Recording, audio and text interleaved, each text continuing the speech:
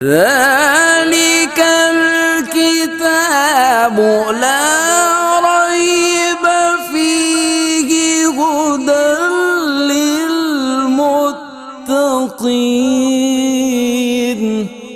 أعوذ بالله من الشيطان الرجيم. بسم الله الرحمن الرحيم.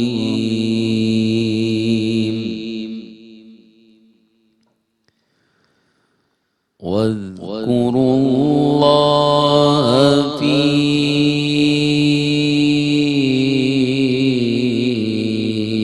أيام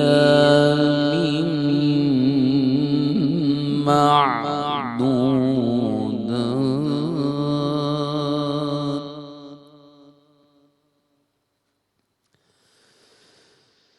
فمن تعجل في يومين فلا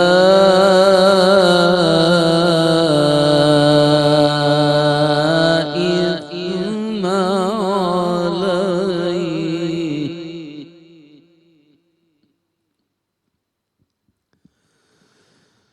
ومن تأخر فلا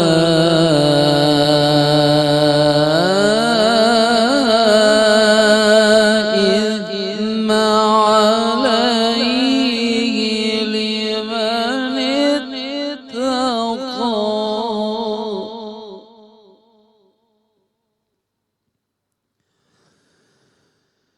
واتقوا الله واعلموا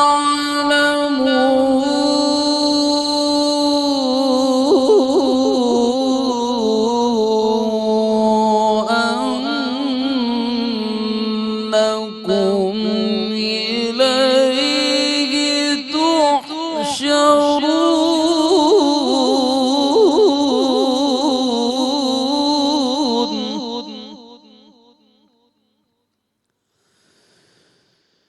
ومن الناس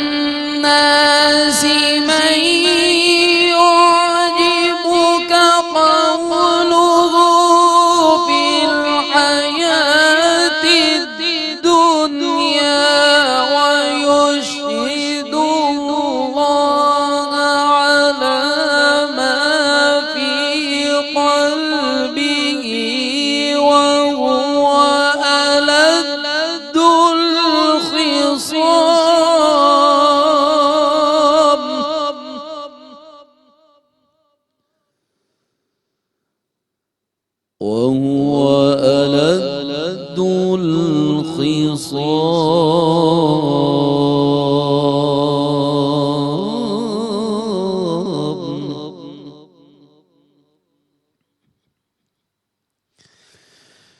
وإذا تولى سعى في الأرض ليفسد فيها ويهلك الحرث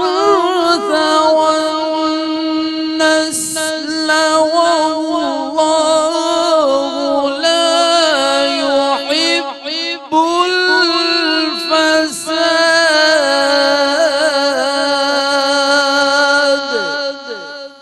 صدق الله العظيم. نحمده ونصلي ونسلم على رسوله الكريم، اما بعد فاعوذ باللہ من الشیطان الرجیم، بسم اللہ الرحمن الرحیم۔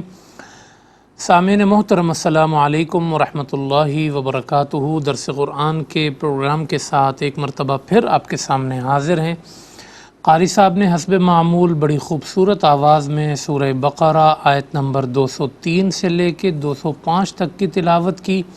ان کا ترجمہ دیکھتے ہیں، پھر اس کی تفسیر کی طرف بڑھیں گے۔ اللہ پاک نے ارشاد فرمایا، اور گنے چنے دنوں میں اللہ کو یاد کرو، سو جس نے 2 دنوں میں یعنی روانہ ہونے کی جلدی کی تو اس پر کوئی حرج نہیں ہے، اور جس نے تاخیر کی اس پر بھی کوئی حرج نہیں ہے۔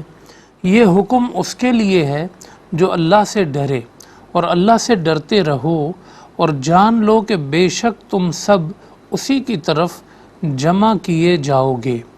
اور لوگوں میں سے ایک شخص ایسا ہے جس کی بات آپ کو دنیا کی زندگی میں اچھی لگتی ہے، اور وہ اپنے دل کے خلوص پر اللہ کو گواہ بناتا ہے، حالانکہ وہ سب سے زیادہ جھگڑالو ہے۔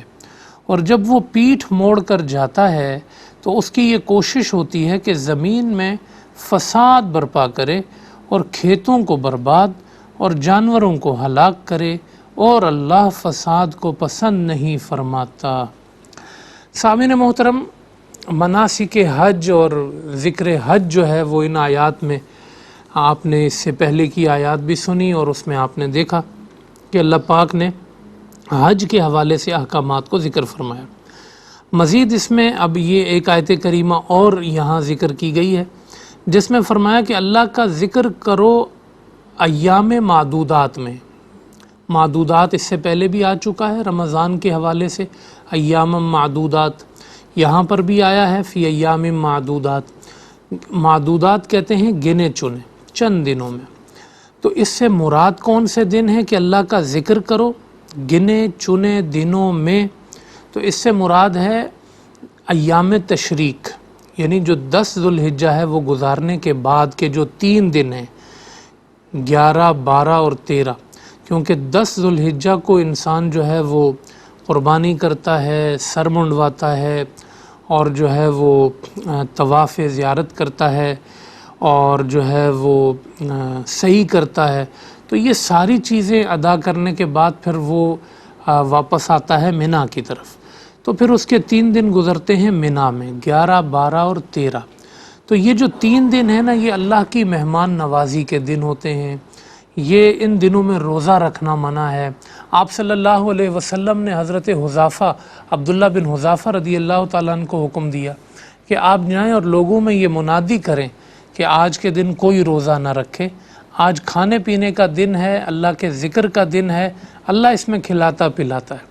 تو لوگوں میں یہ منادی کرائی گئی کہ ان دنوں میں روزہ نہیں رکھنا ہے۔ تو یہ اللہ کے ذکر کے، اللہ کی مہمان نوازی کے ایام ہیں 11، 12 اور 13۔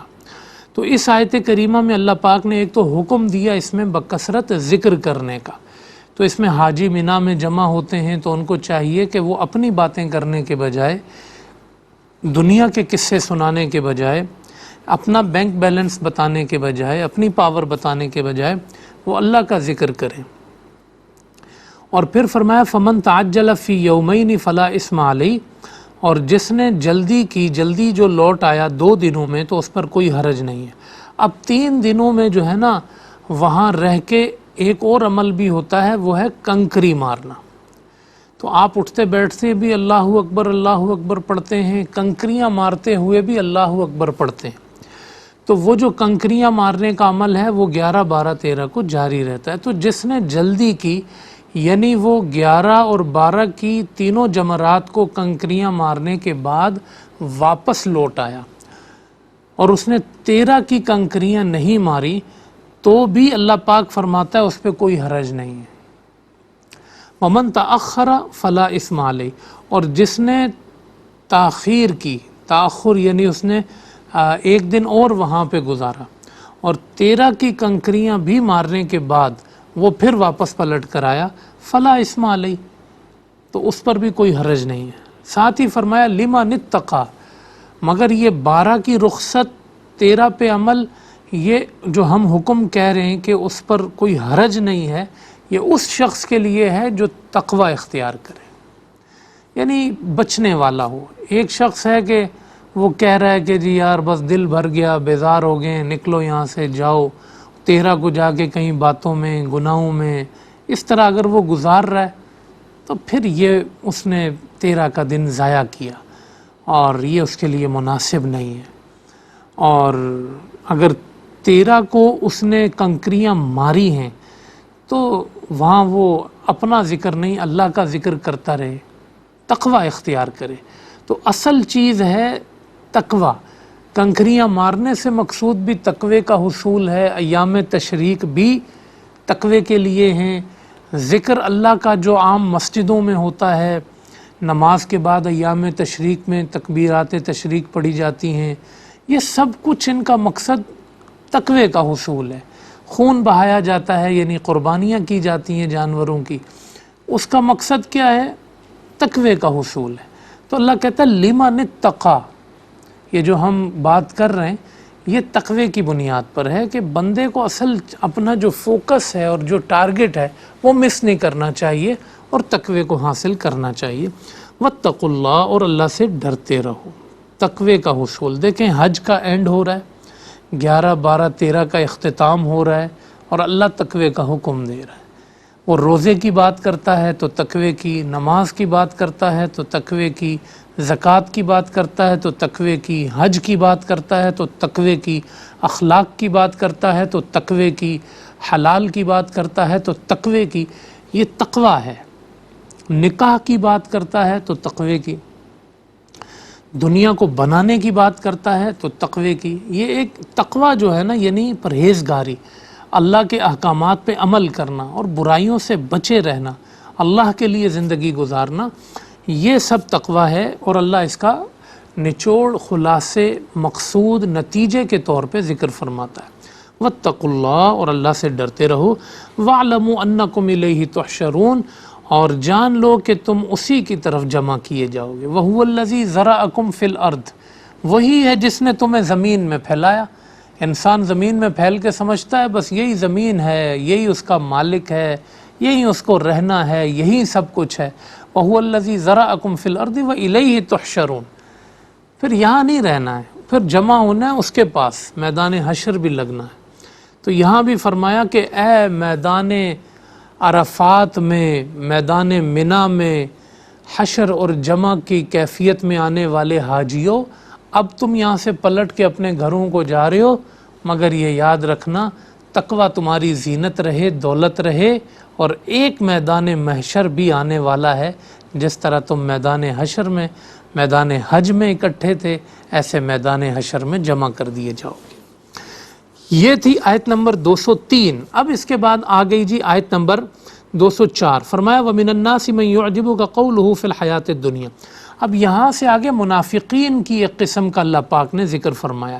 یہ وہ منافقین ہیں جن کا بول بہت میٹھا ہے، جن کی باتیں بڑی چکنی چپیڑی ہیں، جو بڑے چاپلوس قسم کے ہیں، جو بڑے میٹھی باتیں کرتے ہیں لوگوں کے سامنے، دنیا کی نالج، دنیا کے حقائق، دنیا کی باتیں، آخرت ان کا مقصود نہیں ہوتا، اور وہ باتیں بھی بس باتیں ہوتی ہیں۔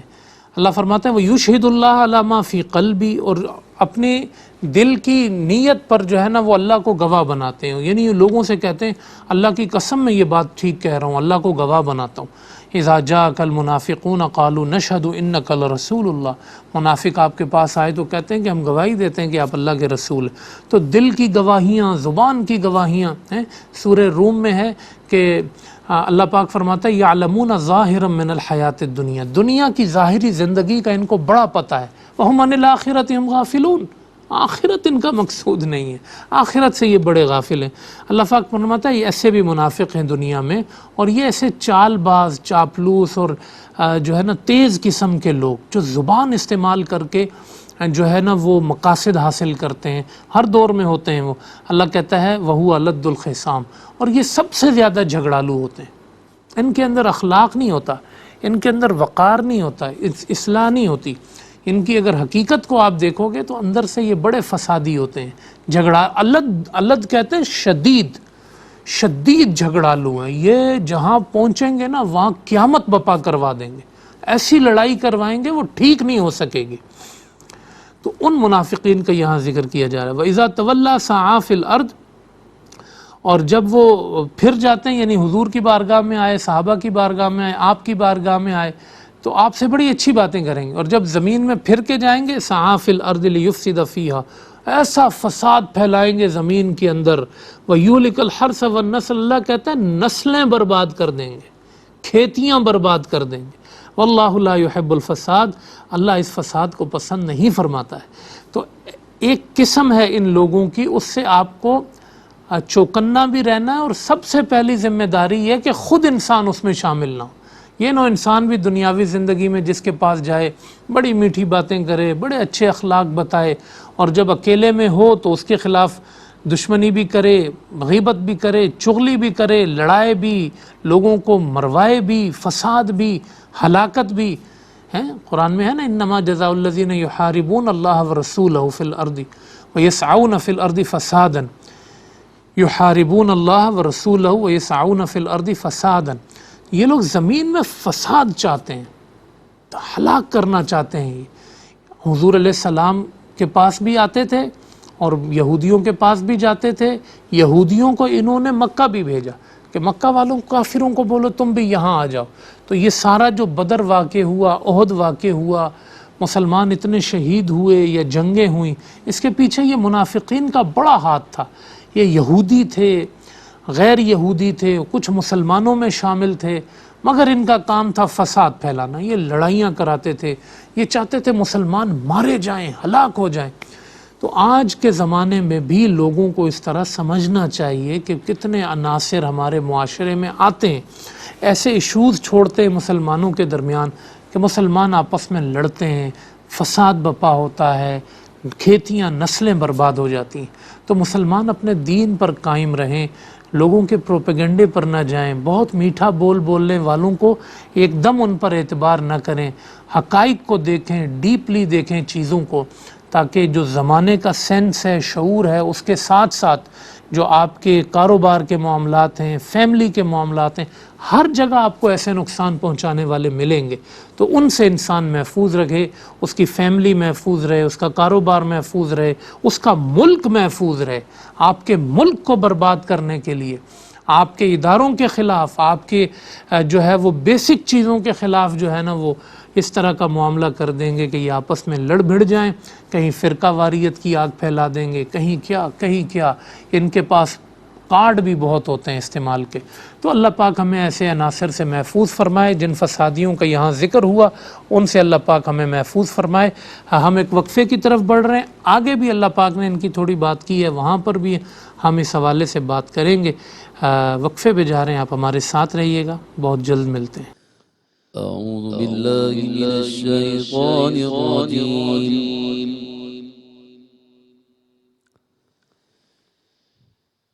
بسم اللہ الرحمن الرحیم۔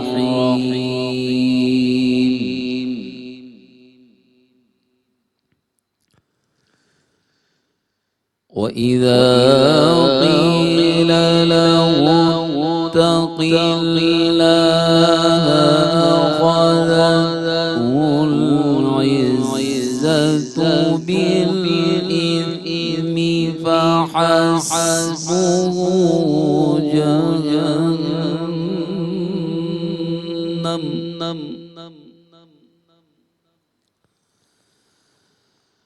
وَلَبِئْسَ الْمِهَادُ۔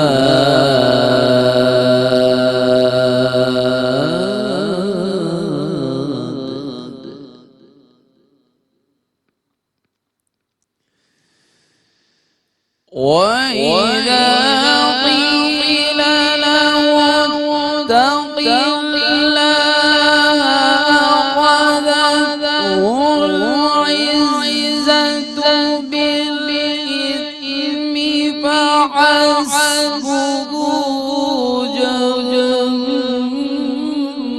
جَهَنَّمُ وَلَبِئْسَ وَلَبِئْسَ الْمِهَادُ۔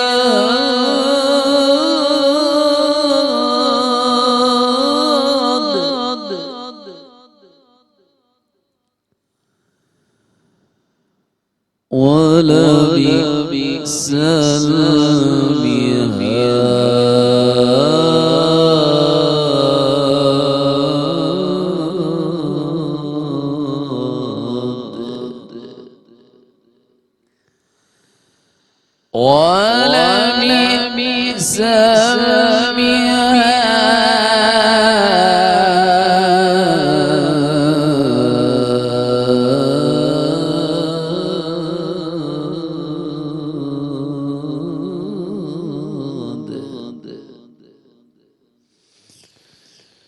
وَمِنَ النَّاسِ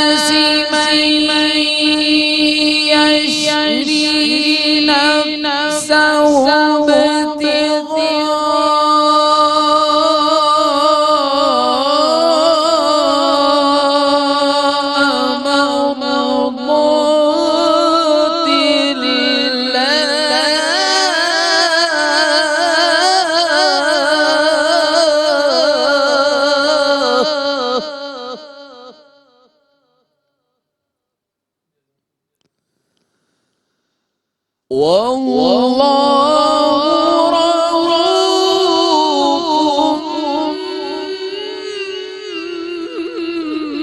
بالعباد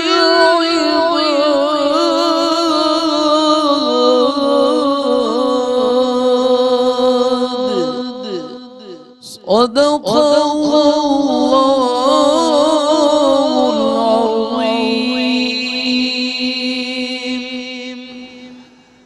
خوش آمدید سامعین و ناظرین، الحمدللہ قاری صاحب نے حسب معمول سورہ بقرہ آیت نمبر 206 اور 207 کی بڑی خوبصورت آواز میں تلاوت کی۔ اللہ ان کو جزائے خیر بھی دے۔ ہم اس کے ترجمے کی طرف بڑھتے ہیں اور پھر اس کی تفسیر کی طرف جائیں گے۔ اللہ پاک نے ارشاد فرمایا سورہ بقرہ آیت نمبر 206 اور 207، اور جب اس سے کہا جاتا ہے کہ اللہ سے ڈرو تو وہ ضد میں آ کر اور گناہ کرتا ہے، سو اس کے لیے جہنم کافی ہے اور وہ ضرور بہت برا ٹھکانہ ہے۔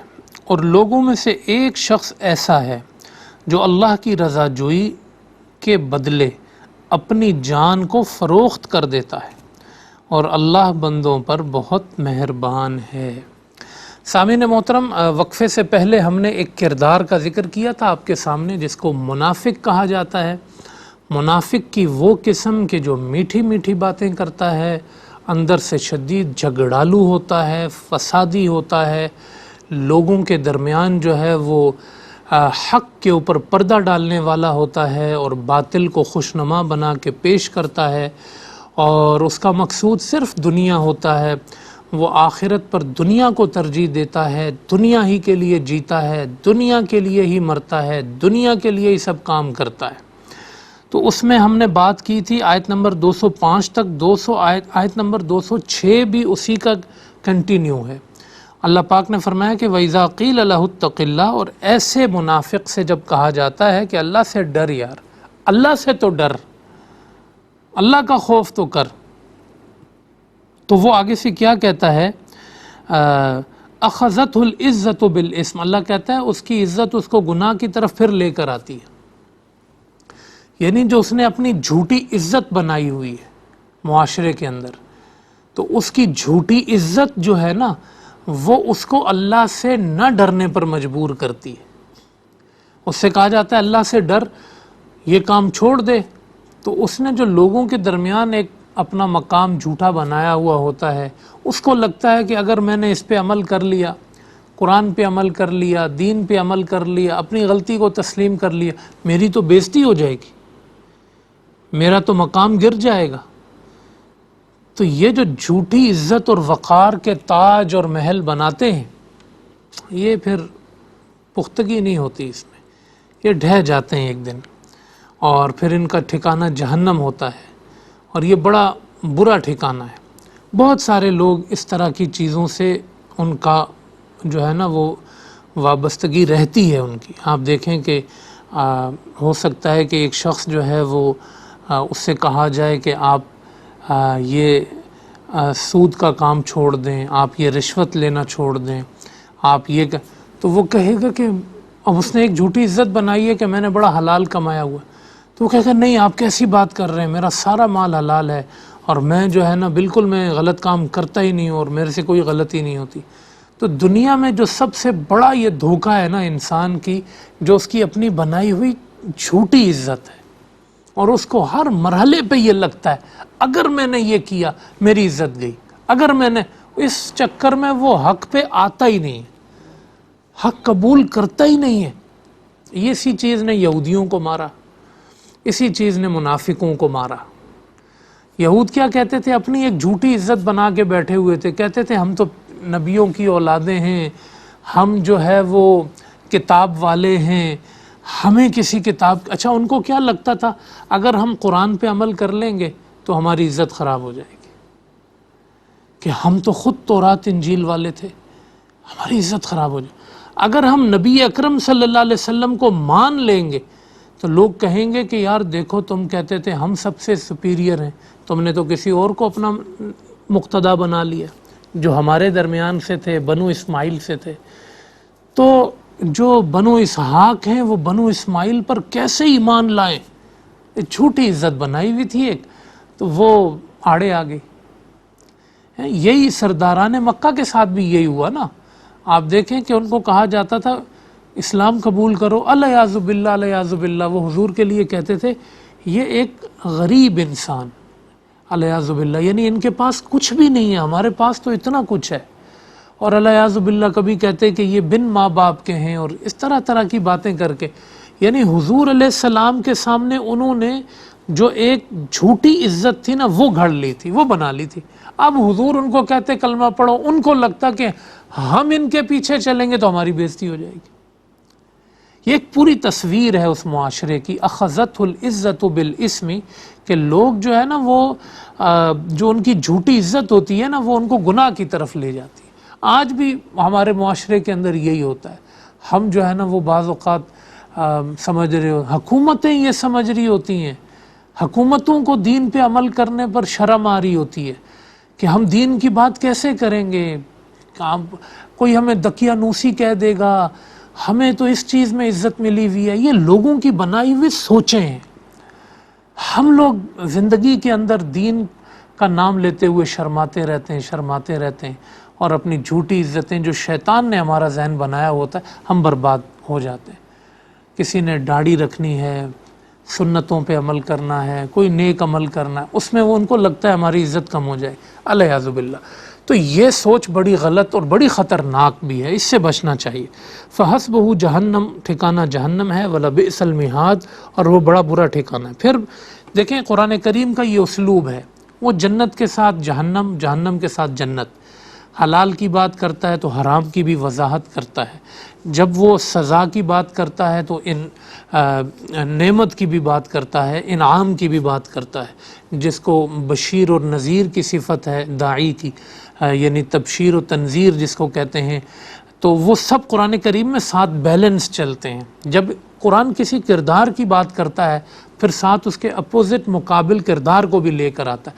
ابھی ایک جھگڑالو منافق کی بات ہوئی نا، اب ایک کامل مومن کی اللہ پاک بات کر رہا ہے۔ ایک طرف یہ بھی لوگ ہیں، ایک طرف اور بھی لوگ ہیں، وہ کون سے ہیں یا اللہ؟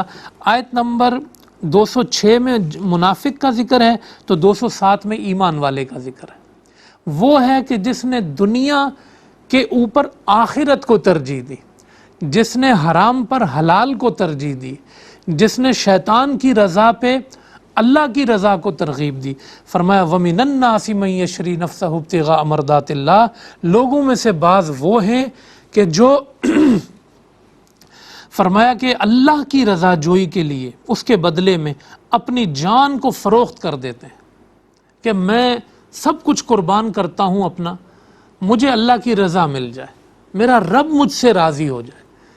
ان اللہ اشتری من المؤمنین انفسهم واموالهم بان لهم الجنہ، اللہ کہتا ہے میں نے خرید لیا ہے مومنوں سے ان کی جان کو، ان کے مال کو جنت کے بدلے میں۔ تو بعض لوگ ایسے ہوتے ہیں، اللہ کہتا ہے وہ اللہ سے کہتے ہیں یا اللہ ہم نے تجھے بیچ دیا، ہم نے تجھے دے دیا اور ہم نے تیری رضا خرید لی۔ یہ آیت کریمہ جو ہے وہ مفسرین لکھتے ہیں کہ صہیب رومی کے بارے میں نازل ہوئی۔ حضرت صہیب رومی رضی اللہ تعالیٰ عنہ جب ہجرت کرنے لگے نا مدینے کی طرف، کافروں نے پکڑ لیا، کہا تم نے مال مکہ میں بنایا، اب لے کے مدینے جا رہے ہو؟ تو کہا اچھا تم مال کی بات کرتے ہو تو میرا سارا مال لے لو، ساری جائیداد لے لو، میرا سب کچھ لے لو، مجھے مصطفیٰ کے پاس جانے دو، مجھے مدینے جانے دو، مال سب لے لو۔ انہوں نے سب مال لے لیا تو یہ آگے مدینے۔ جب بارگاہ رسالت میں آپ صلی اللہ علیہ وسلم میں حاضر ہوئے، حضور نے بس صہیب رومی کو دیکھا تو مسکرا کے کیا فرمایا، 2 مرتبہ یہ جملہ کہا صہیب رومی کو اپنے سودے میں نفع ہوا ہے، اس کی تجارت نفع بخش ہو گئی، اس نے مال دے دیا، اللہ کو لے لیا، اس نے اللہ کی رضا حاصل کر لی۔ اور یہ وہ لوگ تھے، حضرت صہیب رومی، حضرت عمار، حضرت بلال اور حضرت سلمان فارسی۔ حدیث میں ہے مسلم شریف کی کہ حضرت بلال، صہیب رومی، ان کے بارے میں اور حضرت سلمان فارسی، حضرت ابو بکر صدیق رضی اللہ تعالیٰ عنہ سے حضور علیہ السلام نے فرمایا کہ ان کو ناراض نہیں کرنا، جو ان کو ناراض کرتا ہے اللہ اس سے ناراض ہو جاتا ہے۔ تو یہ وہ لوگ تھے. یہ آیت تو ان کے بارے میں نازل ہوئی، مگر اس کا جو مقصود ہے وہ عام ہے ہر مومن کے بارے میں جو اس مقام پہ فائز ہو کہ وہ دنیا کے مقابلے میں آخرت کو خرید لے، جو اللہ کی رضا کو اصل قرار دے دے. قرآن کریم میں یہ مضمون جگہ جگہ پر آیا ہے. کسی کے بارے میں اللہ کہتا ہے کہ انہوں نے میرا قرآن چند ٹکوں کے عوض بیچ دیا، یعنی میری کتاب، میرا کلام. اور دنیا کی زندگی کے بدلے میں، جیسے سورہ بقرہ میں شروع میں بھی ہم نے پڑھا تھا، منافقوں کے بارے میں اللہ پاک نے فرمایا تھا کہ یہ جو ہے نا، وہ جو ان کا سودا ہے وہ نقصان کا سودا ہے. کیوں؟ اس لیے کہ یہ جنت کے مقابلے میں جہنم کو خرید لیتے ہیں یہ لوگ. تو یہ جو اب یہودیوں کی لینگویج بھی سودے بازی کی تھی نا، یہ کاروبار، یہ مال بنانا، اس کو بڑا وہ یہ سمجھتے تھے. تو اللہ پاک نے پھر اس کردار کو بھی اسی انداز میں ذکر کیا کہ اس نے بھی ایک سودا کیا ہے. اس کا سودا کیا ہے؟ ان صلاتی و نسکی و محیای و مماتی للہ رب العالمین. ہم تو بس یہ بات کرتے ہیں کہ نماز بھی اللہ کے لیے، قربانی بھی اللہ کے لیے، میرا جینا بھی میرے خدا کے لیے، میرا مرنا بھی میرے خدا کے لیے. جس نے اپنا سب کچھ اپنے خدا کے لیے کر لیا. وَمِنَ النَّاسِ مَن يَشْرِي نَفْسَهُ ابْتِغَاءَ مَرْضَاتِ اللَّهِ، اللہ کی رضا کے لیے اس نے یہ سب کچھ کیا. اللہ کہتا ہے وَاللَّهُ رَؤُوفٌ بِالْعِبَادِ، اللہ اپنے بندوں پر بڑا مہربان ہے، وہ بڑی مہربانی فرماتا ہے اپنے بندوں پر.